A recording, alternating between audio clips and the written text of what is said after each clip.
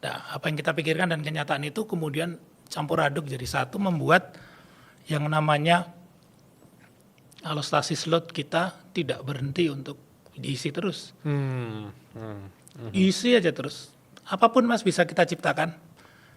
Mas Bilal lihat saya, Mas Riza kayaknya sehat-sehat aja, padahal saya sedang sakit.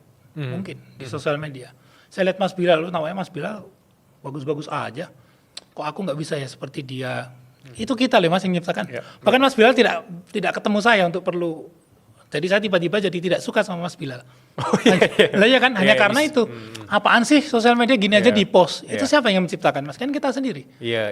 Nah, jurang inilah yang membuat akhirnya kemudian Mas tahu sendiri atau kita coba jelaskan, di tubuh kita, di pikiran kita dengan tubuh kita kan dihubungkan oleh satu saraf kranial nomor 10.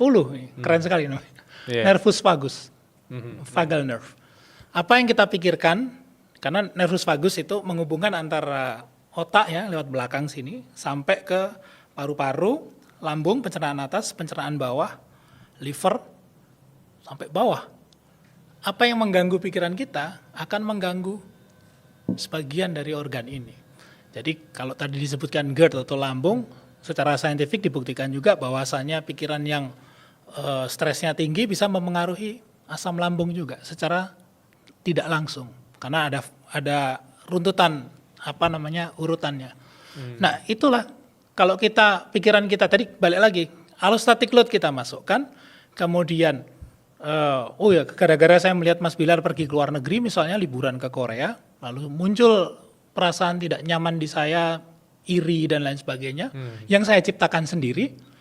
Pikirannya turun ke bawah, jadilah GERD atau asam lambung yang saya ciptakan sendiri juga. Jadi akhirnya secara biologi apa Mas? Secara biologi message-nya adalah atau pesannya adalah bagaimana kita balikkan itu.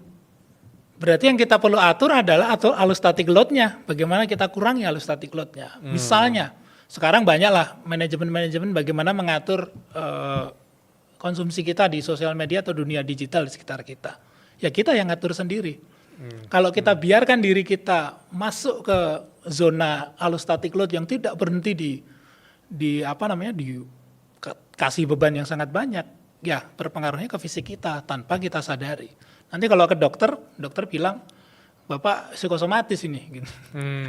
Lalu kita ketawa, dari mana ya psikosomatisnya? Padahal kita sedang menciptakan itu every single day.